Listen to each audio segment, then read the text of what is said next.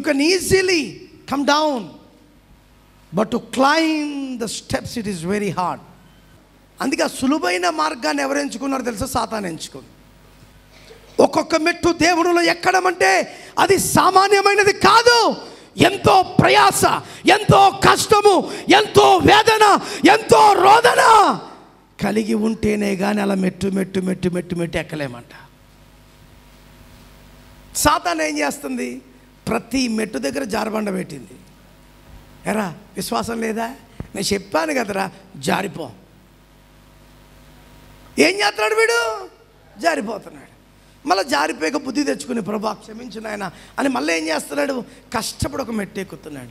2వ మెట్టు ఎక్కాడు, 3వ మెట్టు ఎక్కాడు, 4వ మెట్టు ఎక్కాడు, 5వ మెట్టు ఎక్కాడు. అలా 10 మెట్లు ఎక్కేశాడు. అమ్మా ఇంకా ఎక్కాలని ఆశగా ఉందనుకున్నాడు. ఎక్కుతున్న టైంకి ఏదో జరగకూడదు, ఏదో నీ జీవితంలో జరిగింది. నువ్వేం చేస్తున్నావు?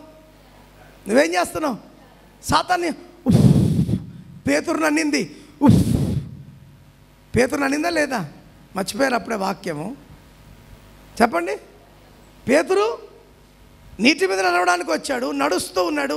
మధ్యలో దేన్ని చూశాడంట? అందుకే మునిగిపోవడం మొదలెట్టాడు. ఇప్పుడు సాతాను కూడా మనల్ని ఏం చేస్తుంది? సుధామని 10 మెట్లు ఎక్కినావా, ఇంకా అయిపోయా, నువ్వు ఎక్కలేవు, అంతే నీ బతుకు ఇంతే, నీ కష్టం ఇంతే. ఏం చేస్తుంది? అంతే కదబ్బా, ఎంత చేసుకున్నా ఇంతే కదా అని బుర్రమని జారిపోతున్నావు. అంటే బ్రతుకంతా ఏంటో తెలుసా? ఎక్కడం జారడం. జారినోడివి జారిపోయినట్టున్నావంటే లేదు, మళ్ళీ ఎక్కడానికి ప్రయత్నం.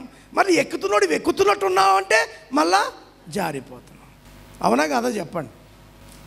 అమెరికా దేశపు గండు చీమలు ఏంటి? అమెరికా దేశపు గండు చీమలు, మన భారతదేశపు గండు చీమలు 2 డబ్బాల్లో పెట్టి ఏవి ముందు వస్తాయా అని పందెం పెట్టారంట. అమెరికావి దబదబదబద ఎక్కువ వచ్చేసాయి బయటికి.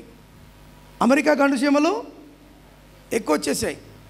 ఎంత చూసినా ఈ భారతదేశం గండు చీమలు మాత్రం బయటకు వస్తలేదంట. ఏం జరుగుతుందిరా బాబు అని వెళ్ళి చూస్తే ఒకటి కష్టపడి ఎక్కుతుంటే, ఓయ్ నన్ను విడిచిపెట్టి నువ్వు ఎక్కుతావా అని ఇంకోటి లాగుతుందంట. అర్థమవుతుందా? ఇంకో గండు చీమ ఎక్కితే నన్ను లాగేసి నువ్వెక్కుతావా అని చెప్పి ఏం చేస్తుంది?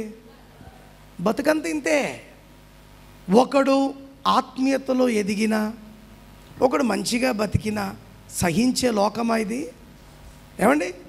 అసలు లోకం వరకు ఎందుకు? నీ ఇంటిలోనే ఓర్చలేని వాళ్ళు చాలామంది ఉన్నారా లేదా? ఉన్నారా?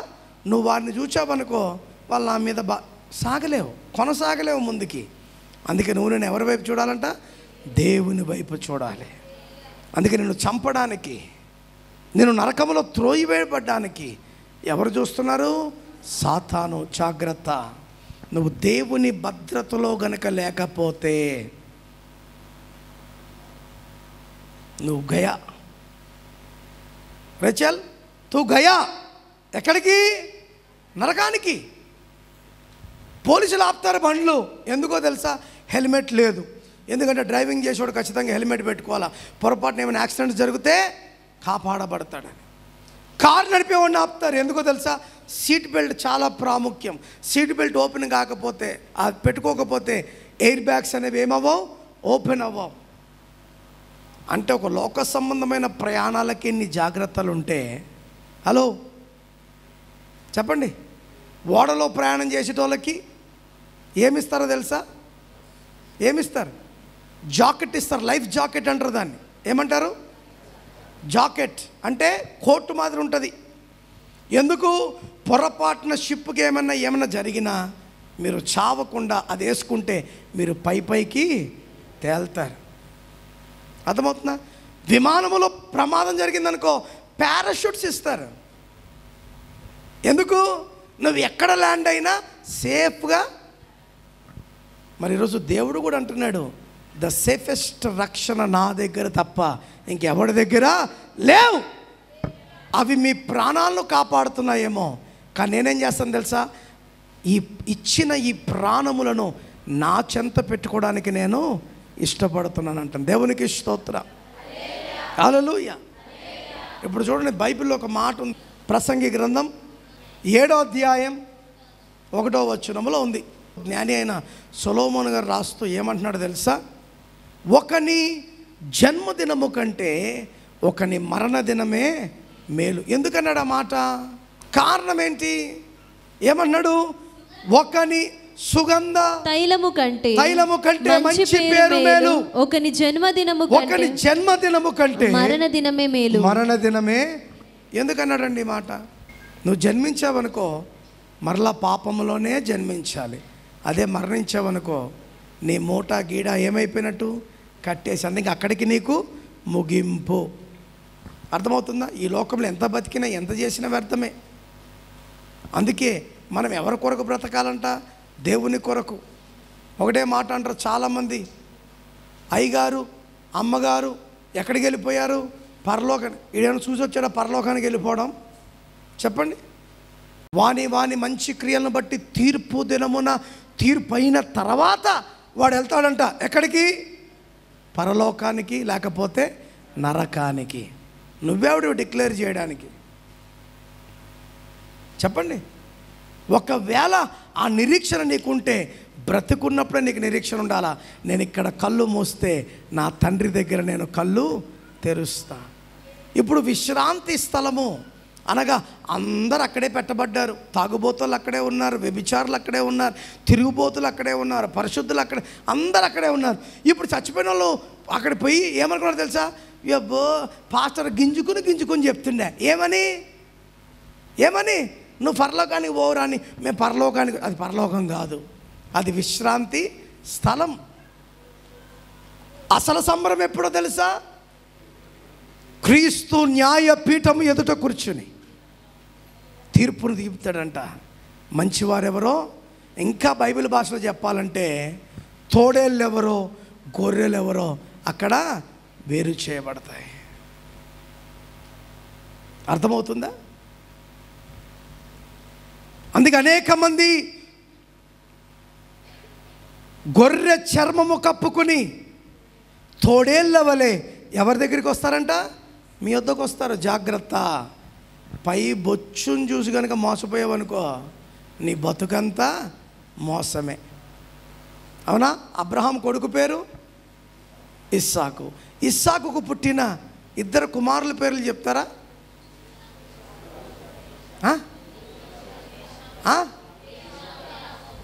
ఏశావు. వీడు ముసలివాడైపోయాక గుడ్డివాడైపోతాడు, చూపు సరిగ్గా కనపడదని ఐడెంటిఫికేషన్ కోసం పెద్దోడికేమో గొర్రెబొచ్చు లాంటి చర్మం అంట, చిన్నోడికి చెప్పండి మాట్లాడరా? పెద్దోడికేమో గొర్రెబొచ్చు చర్మం. వాడి దగ్గర ఎప్పుడు మట్టి వాసన వస్తుంటుందంట. గొర్రె చూడండి ఎక్కడ ఉంటుంది ఎక్కువ, అవునా? ఆ వాసన డిఫరెంట్ ఉంటుంది. చిన్నోడిదేమో ఉన్నది చాలా చక్కటి చర్మం. అందుకే దగ్గరికి వస్తే ఎవరినైనా నువ్వు అని ఏం చేసేవాడంట తండ్రి? స్వరముతో గుర్తుపట్టేవాడు. అయినా కూడా తడిమి చూసేవాడంట. తడిమి చూస్తే ఏసావు, నిస్వరము వింటే యాకోబు. అవునా? చెప్పండి, అవునా కాదా? చచ్చిపోయే దినానికి దగ్గరికి వచ్చాడు. పెద్ద కొడుకుని పిలిచి అన్నాడు, నాయనా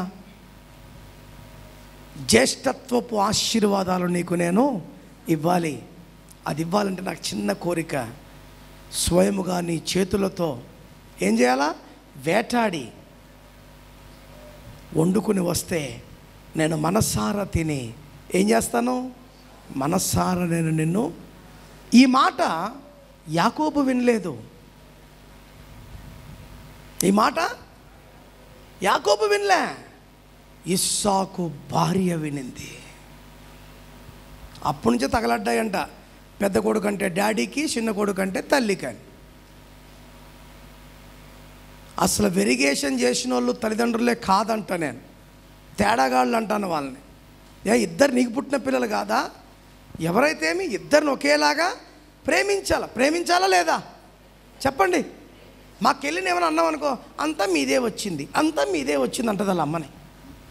అంతా మీదే వచ్చింది, అంతా మీదే వచ్చింది. మరి మాది రాకపోతే ఎవరిది వస్తుంది? అవునా కాదా? అవునా? నీకు 10 మంది ఉండని, 20 మంది ఉండని, ఆ పిల్లలు ఎవరి పిల్లలు చెప్పండి? మన పిల్లలు కాదా? వీడే నా పెద్ద కొడుకు, వీడే నా కొడుకు అని తండ్రి, తల్లేమో వీడే నా చిన్న కొడుకు, వీడే నా కొడుకు అని చెప్పుకుంటుందా? ఎంతమంది పిల్లలు అంటే ఏం చెప్తావు? చెప్పు సుధామని గట్టిగా, ఇట్లా చెప్పు. ఇంకా 5 మంది కావాలా? 5 చాలు కదా. దేవునికి స్తోత్రం, హల్లెలూయా. నేను తప్పుగా అనలేదు. ఇప్పుడు 5 మంది పిల్లలు కనింది. ఎలాగా? పేగు బంధముతో. ఈ 24వ సంవత్సరంలో 5గురును మార్చి ఆత్మీయ బిడ్డలను కని నువ్వు ప్రభు సన్నిధికి తీసుకురావాలా. ఆమెకే కాదు, ఇప్పుడు అందరికీ ఇదే. మేము వచ్చినాం, కుసుకున్నాం, విన్నాం, వేసినాం, దీవించబడ్డాం, పోయినామంటే కుదరదు. 24వ సంవత్సరం నీ టార్గెట్ ఏంటో తెలుసా? ఏం చేయాలా? కనీసం మరలా వచ్చే జనవరి కల్లా 2 ఆత్మలను ప్రభు దగ్గరకు, 2 ఆత్మలను తెలుగుదేశం కాదు, అర్థమైందా? మీకు బాగా క్లారిటీ కావాలా? ఏం కావాలా? 2 ఆత్మలను ఎక్కడికి చేర్చాలా? నువ్వు ఒకవేళ 24లో చేర్చలేదనుకో, యు ఆర్ అన్ఫిట్. దేనికి? ప్రభువును సేవించడానికి. గుర్తుపెట్టుకోండి, యేసు ప్రభు వారు శిష్యులతో అన్న మాట ఏంటో తెలుసా? మీరు వెళ్ళండి, సమస్త లోకమునకు నా సువార్తను ప్రకటించండి. మీ పని ప్రకటించడం, కార్యసిద్ధిని చేయువాడను నేను. అప్పుడు వారిని దగ్గరికి వస్తారు, నేను మార్చబడాలనుకుంటున్నా, నేను దేవుని ఎరగాలనుకుంటున్నా అని వస్తారు. వారికి మీరు ఏం చేయాలా? తండ్రి, కుమార, పరిశుద్ధాత్మ త్రియేక దేవుని నామములో ఏమివ్వాలి? బాప్తిసం. కొంతమంది జెండా కింద బాప్తిసం, కొంతమందికి పిల్లలకు ఎన్నో రకాలు. చెప్తున్నాను కదా, బైబిల్ని చిన్నాభిన్నం చేసేసారు. అసలు బాప్తిసం ఈ మధ్యకాలంగా రోగం ఏంటంటే పెళ్లి బాప్తిసం. అసలు పెళ్లి బాప్తిసం ఇచ్చినోడు కానీ తీసుకున్నోడు కానీ పరలోకానికి వెళ్ళాడు. పోతారా? ఏమంటున్నారు మీరు? ఏం ఊపినా ఊపకపోయినా సత్యం అది. ఎందుకంటే పెళ్లి బాప్తిసం అనేది బైబిల్లో. మరి ఎందుకు ఇస్తున్నారు సార్ అని నువ్వు అడగొచ్చు. ఎందుకు ఇస్తున్నారంటే క్రైస్తవ వివాహ చట్ట ప్రకారముగా వారిరువురు బాప్తిసము తీసుకోకపోతే, దేవుని బిడ్డలుగా మార్చబడకపోతే వారి పేర్లు ఎక్కడ రాయకూడదు. అందుకే బ్యాప్టిజం సర్టిఫికేట్ అని పెట్టారు. ఏం పెట్టారు? పెళ్ళిళ్ళు జరిగేటప్పుడు ఎప్పుడు బాప్తిసం తీసుకున్నావో మీ పాస్టర్ గారితో ఏం చేపియాలా? సంతకం కదా, రాయిపించుకుని సంతకం పెట్టుకుని రావాలని అంటారు. అవునా? మనకున్న రోగం ముంచేశారు, ముంచేయి. ఏడా? ఈయన తీసిపోయి గుంతలో ముంచాలో దరిద్రం వదిలిపోద్ది ఎదవకి. మారు మనసు లేకుండా పెళ్లి కోతం బాప్తిసం ఏంట్రా? ఏమన్నా చెప్పాడా నీకు? చెప్పాడు ఎవడన్నా? బైబిల్లో ఉందా? చెప్పండి. ఎవడైనాను మారు మనసు కలిగి మీ దగ్గరకు వస్తే వారిని ఏం చేయాలంట? తండ్రి, కుమార, పరిశుద్ధాత్మ త్రియేక దేవుని నామములో. మరి మీరు అనుకోవచ్చు, యేసు నామం అని ఉంది కదా సార్ బైబిల్లోని. ఇప్పుడు అదొక గుంపు తగలాడింది. అన్నీ యేసునామాలే. గుర్తుపెట్టుకోండి, తండ్రి లేకుండా కుమారుడు లేడు, కుమారుడు లేకుండా పరిశుద్ధాత్మ దేవుడు లేడు. వీరిద్దరూ వేరే కానీ ఏకత్వము కలిగిన వారు. హల్లెలూయా. గుడ్డు చెప్పా మీకు, కోడిగుడ్డు ఉడకబెడితే పెంకు, తెల్ల సొన, పచ్చ సొన. ఇప్పుడు అంగడికి పోయి గంగారావు గారు మాకు పై తొప్పే ఇవ్వండి అంటే ఇస్తారా? ఓ మురళి లోపల పచ్చ సొన అంటే ఇస్తావా? ఇవ్వు. దాని పేరు గుడ్డు. దేవుడు అంతే, తండ్రి, కుమార. కాకపోతే ముగ్గురికి 3 రకముల రోల్స్ ఉన్నాయి. ఆ రోల్స్ ఏంటో తెలుసా? తండ్రి వచ్చాడు, సృష్టిని ఆరంభించాడు, మానవుడిని చేశాడు, అన్నీ చేశాడు. కానీ మానవుడు దేవుణ్ణి ధిక్కరించాడు. మరలా ధిక్కరించిన మానవుణ్ణి మరలా తిరిగి తండ్రితో కలపడానికే కుమారుడైన యేసుక్రీస్తు ప్రభుల వారి లోకానికి వచ్చాడు. సర్వ పాపములు మోసుకొని పోవడానికి వచ్చిన ఏకైక గొర్రె పిల్లగా వచ్చాడు. లోకానికి రక్షణ ఇచ్చాడు. ఏ మార్గమున నువ్వు తొలగిపోయావో ఆ మార్గమున నీకు చూపించాడు. నేను మరలా వస్తాను, అంతవరకు ఆదరణకర్త అయిన పరిశుద్ధాత్మ దేవుడు మీతో ఉంటాడు అని చెప్పి వెళ్ళాడు. అందుకే చాలా స్పష్టంగా బైబిల్ అంటుంది, ఆత్మ లేనివాడు నావాడు కాడు. సంఘ కాపరి ఆత్మతో అభిషేకించబడకపోతే సంఘము కూడా అభిషేకములోకి రాలేదు.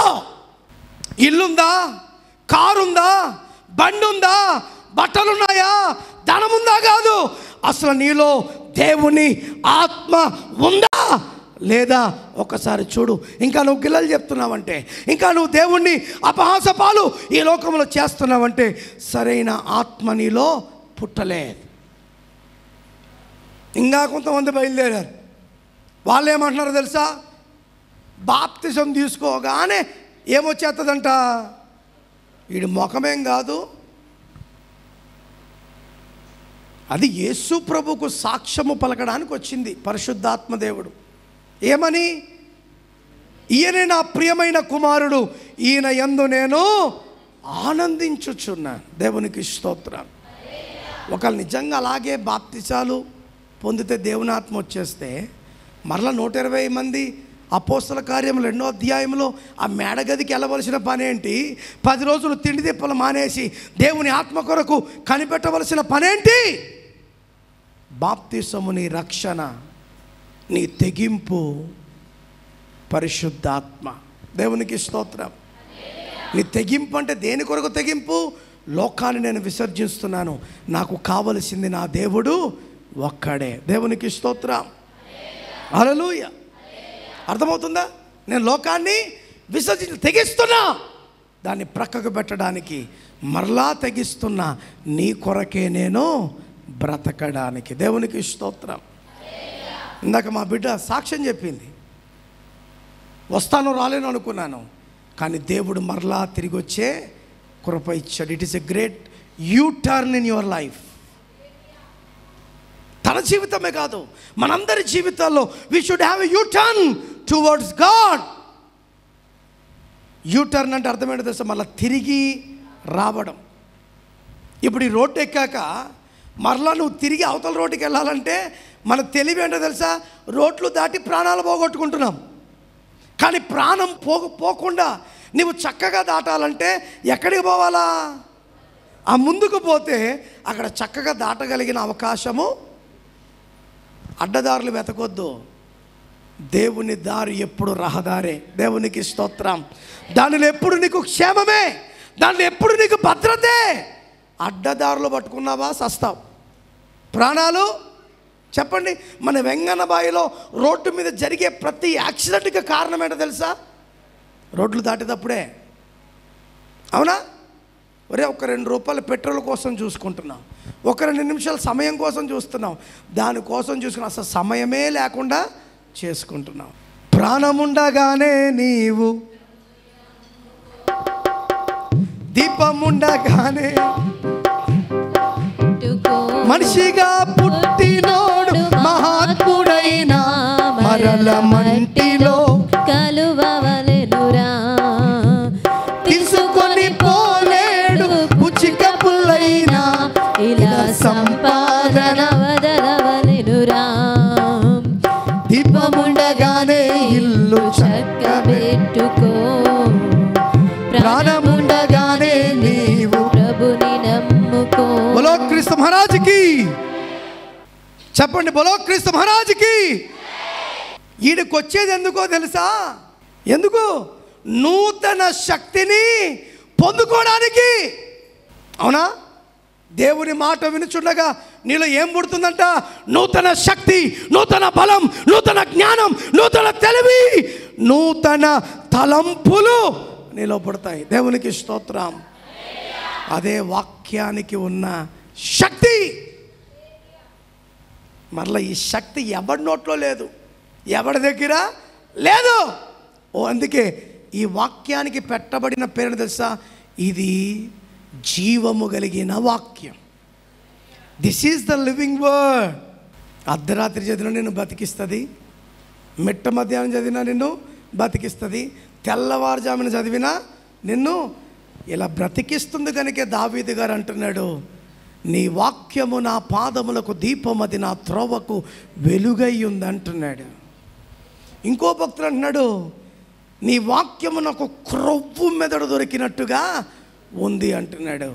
ఇంకో భక్తుడు అంటున్నాడు, నీ వాక్యము జుంటే తేనె దారుల కన్నా మధురముగా ఉంది. ఆమేన్. హల్లెలూయా, హల్లెలూయా. పరలోకపు మన్నా కోసం ఇశ్రాయేలు ప్రజలు ఎంతగా ఎదురు చూసేవారంట తెలుసా? వచ్చినప్పుడల్లా ఎత్తిపెట్టుకునేవారంట.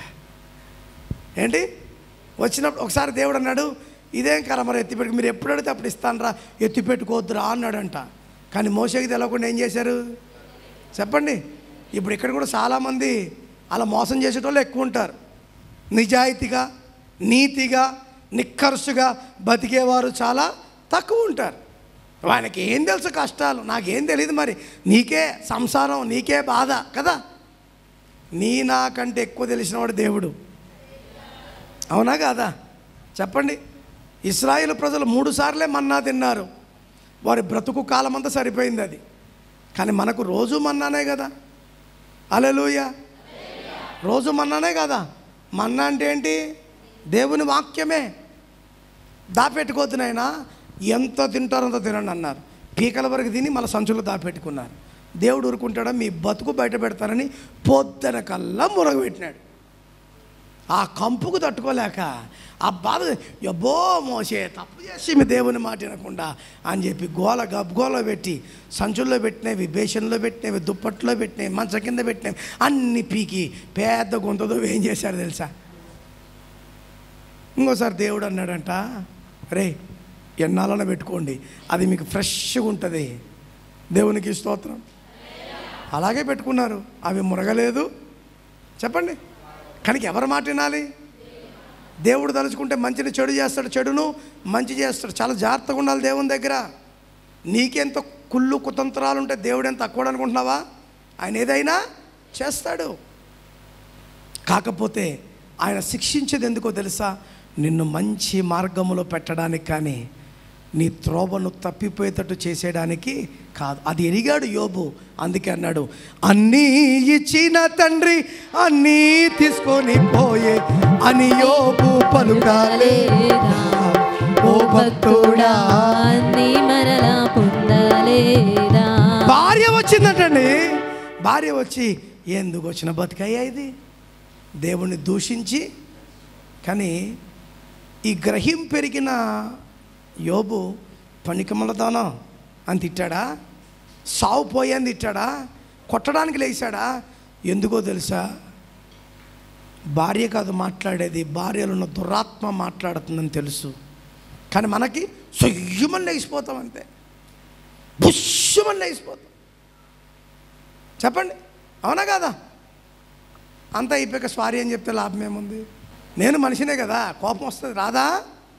చెప్పండి. డిజార్డర్ కాకూడదు ఆ కోపం, ఆర్డర్లో ఉండాలి. అందుకే ఒప్పుకుంటాను ప్రభు దగ్గర. మా భార్యలు ఇంతవరకు కొట్టలేదు అన్న వాళ్ళు చేతులు పైకెత్తాను మగవాళ్ళు. ఇంతవరకు ఒక్కసారి కూడా నా భార్య మీద చెయ్యలేదు. నిజం.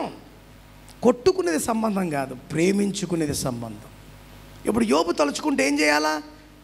ఏమే ఆ రోజు నేను బాగుంటే నన్ను పొగిడావా, ఈరోజు నేను ఇలాగుంటే నన్ను ఇలాగా ఇది చేస్తావా, నువ్వే సావే అని ఏదోటి ఇసిరేయచ్చు కదా అన్నాడా? ఏమన్నాడు? మూర్ఖురాలు మాట్లాడినట్టు మాట్లాడు. ఎందుకంటే మాట్లాడుతుంది నువ్వు కాదని నాకు తెలుసు. ఎవరు మాట్లాడిస్తున్నారు? ఏం చెప్తున్నాను మీకు ఇప్పుడు? ఎవరిని గద్దించాడు?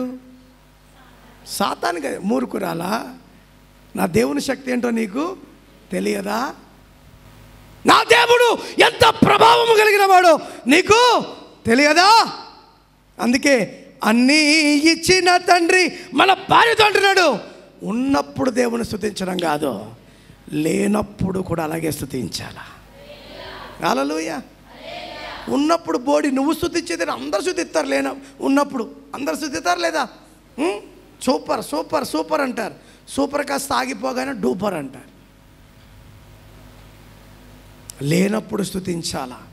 అప్పుడు నీకు ఇవ్వబడుతుంది శాశ్వత కాలము నీ దగ్గర నిలబడుతుంది. కానీ మనమెట్టా ఉన్నప్పుడేమో దేవుణ్ణి మర్చిపోతామా? లేను ఏమో పబ్బు కాడికి పోయింటి, యాడికి యేసు పబ్బు కాడికి పోయింటి, కుసుకునింటి, పాస్టర్ గింజుకుని వాక్యం చెప్పా, ఏం అర్థం కాలే, ఏమొచ్చింది, ఏం రాలే, నీ బుర్ర అంత ఉంది కనుక ఏం అర్థం కాలే. వచ్చిన నీవు ఆసక్తి కలిగి వస్తే తృప్తి పరచబడి ఇక్కడి నుంచి నువ్వు వెళ్ళగలుగుతావు. దేవునికి స్తోత్రం. హల్లెలూయా, హల్లెలూయా. దేవుడిచ్చే వాగ్దానం భద్రత. ఆయన భద్రతలో యోబు ఉన్నాడని తెలుసు కనుక యోబు దేనికి భయపడలే. విచిత్రమైన తెలుసా, ఆఖరి అధ్యాయం, యోబు గ్రంథం ఆఖరి అధ్యాయానికి రాగానే 2 ఆశీర్వాదముతో యోబు ఆశీర్వదింపబడ్డాడు. దేవునికి స్తోత్రం. మనం ఉన్నవి పోగొట్టుకోవడమే, ఉన్నవి చెప్పండి, ఉన్నవి పోగొట్టుకోవడమే. ఎప్పుడు పెట్టుకుంటున్నావా దేవుని దీవెన? అందుకే భక్తుడు అన్నాడు, నీవు లేని రోజంతా రోజవునా, నీవు లేని బ్రతుకంతా, నీవు లేని రోజంతా రోజవునా, నీవు లేని బ్రతుకంతా. అవునా? పొద్దున్న లేచి దేవుని స్తుతించు. అందుకంటే మనకంటే శ్రేష్టమైన ఆకాశ పక్షులంట, అవి ఏం చేస్తున్నాయి? ప్రభువును రోజు స్తుతిస్తున్నాయి. తిన్నావు, దున్నపోతులా పడుకున్నాం, రాత్రి అంతా ఎవరు లేపినా ఏమి లేపినా లేగం, మళ్ళీ పొద్దున్నే లెగుస్తాం. మరి లేచిన నువ్వు ప్రభా రాత్రంతా చచ్చిపోయిన శవాల్లో పడున్న మాకు జీవం ఇచ్చావు, బ్రతికించావు, నిలబెట్టావు, నీకు వందనాలు, ఈరోజంతా నువ్వు నాకు తోడుగా ఉండు నాయనా అని ప్రార్థన చేస్తున్నావా? నాన్న, ఈరోజు మనం సమర్పించుకోవలసింది లోకానికి కాదు, లోక అధికారానికి కాదు, లోకాన్ని ఏలి లోకాన్ని జయించిన సర్వశక్తి కలిగిన దేవుని నామానికి మనం ఏం చేసుకోవాలి? సమర్పించుకోవాలి. దేవునికి స్తోత్రం. హల్లెలూయా. అందుకే భద్రత. ఈ భద్రత దేవుని దగ్గర తప్ప ఇంకెక్కడ నీకు లేదు. ఆ భద్రత ఉందనే కొన్ని లక్షల కోట్ల మంది ప్రభు మార్గాన్ని ఎరిగి వారి జీవితాలు ప్రభు కొరకు అర్పిస్తున్నారు. మరి ఇంతకాలమే దేవుని బిడ్డనని దేవుని దగ్గరికి వచ్చి వాక్యాలు వింటూ, పాటలు పాడుతూ, సాక్ష్యాలు చెప్తూ, దేవుడిచ్చిన వైభోగాలన్నీ కూడా అనుభవిస్తూ ఇంకా సరైన క్రమంలో లేని నిన్నేమనాలి మరి చెప్పు? ఇంకా దేవుల్లో ఉండి దిక్కులు చూస్తున్న నిన్నేమనాలి? ఒక చోట నీ సంబంధం ఆగిపోయిందంటే నూతన చోట నీ సంబంధాన్ని దేవుడు నిలబెడుతున్నట్టే. మనం ఎక్కడున్న దేవునితో సంబంధాన్ని మర్చిపోకూడదు. ఏ వ్యక్తి మన సంబంధాన్ని, మనకు దేవునికి మధ్య ఉన్న సంబంధమును అడ్డుగా నిలబడకూడదు. ఎవడు దారిలో ఎంతోమంది వస్తారు, ఎంతోమంది పోతుంటారు, అవునా కాదా? చెప్పండి. హలో చెప్పరే. హైదరాబాద్ వెళ్తుంటాం, ఫస్ట్ ఏం తగులుతుంది? అలంపూర్ చౌరస్తా తగులుతుంది. సెకండ్ ఏం తగులుతుంది? కొన్ని గ్రామాలు తగిలి తగిలి తగిలి ఎర్రవల్లి చౌరస్తా వస్తుంది. ఇంకా కొంత ముందుకు పోతే చెప్పండి పెబ్బేరు వస్తుంది, కొత్తకోట వస్తుంది, తర్వాత జడ్చర్ల, ఆ తర్వాత అలాగ హైదరాబాద్ వెళ్ళిపోతుంటాం. కనపడిన ఊరు కాడల్లో నేను ఇక్కడే ఉంటానని ఉన్నావు అనుకో, చెప్పండి ఏంటి నిన్నేమంటారు? ఇప్పుడు నీ గమ్యం హైదరాబాద్, ఇవన్నీ మధ్యలో వచ్చిపోతుంటాయి కనుక ఏం చేయాలా? దాటుకుంటూ చెప్పండి. కొంతమంది నిన్ను గాయపరిచేవారు నీ మార్గంలో ఉండొచ్చు, నీ భక్తిని చెడిపేవారు నీ మార్గంలో తగిలిండొచ్చు. వారిని చూచి గనక ఆగిపోయావా, నువ్వెవరిని నెగ్గిస్తున్నట్టు తెలుసా? సాతాను నెగ్గిస్తున్నట్టే. దేవుడు నెగ్గట్లే. ఎవడేమైతే నాకేం, మళ్ళీ నా కొత్త సంబంధం ఇవ్వు నాయన అని నువ్వు నిలబడి ఆ సంబంధాన్ని పొనుకున్నావు అనుకో, సాతాను కోరలను మళ్ళా నువ్వు విరిచినట్టే. దేవునికి స్తోత్రం. భక్తి అనేది ఎప్పుడు కూడా మనిషిని చూసి చేయొద్దు. వ్యక్తుల స్వభావాలను, వ్యక్తుల మనస్తత్వాలను చూసి ఎప్పుడు చేయొద్దు. నీవు నేను అందరూ చూడవలసిన జీవితం ఎవరిదో తెలుసా? చెప్పండి చెప్పండి చెప్పండి. నీతో నా జీవితం సంతోషమే. ఆగండి. మనిషితో నా జీవితం సంతోషమా? మనిషితో మన జీవితం మనకి ఎప్పుడు దుఃఖమే, ఎప్పుడు బాధలే. అందుకే నీతో నా జీవితం సంతోషమే. యేసయ్యా అందరూ లేచి నిలబడదాం. అనుబంధం మాధుర్యమే. ఆరాధ్యుడా యేసయ్యా నీతో నా అనుబంధం.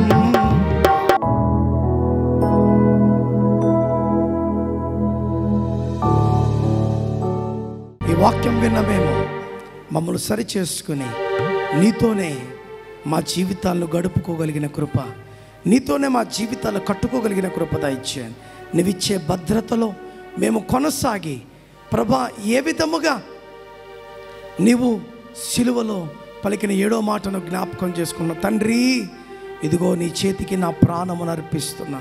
అలా నువ్వు ఇచ్చిన ఈ ఆత్మను మరలా తిరిగి నీకు ఇచ్చే శక్తిని మాకు దయచేయమని, విన్న ప్రతి బిడ్డను మీరు దర్శించి గొప్ప ఫలభరితంగా ఈ మాటలుండే కృప దయచేయమని, వారి గాయములను కట్టివేయండి, వారి గాయములను మాన్పండి, నీ కృపలో బలపరచమని యేసు పరిశుద్ధ నామమును అడిగి వేడుకొనుచున్నాము తండ్రి.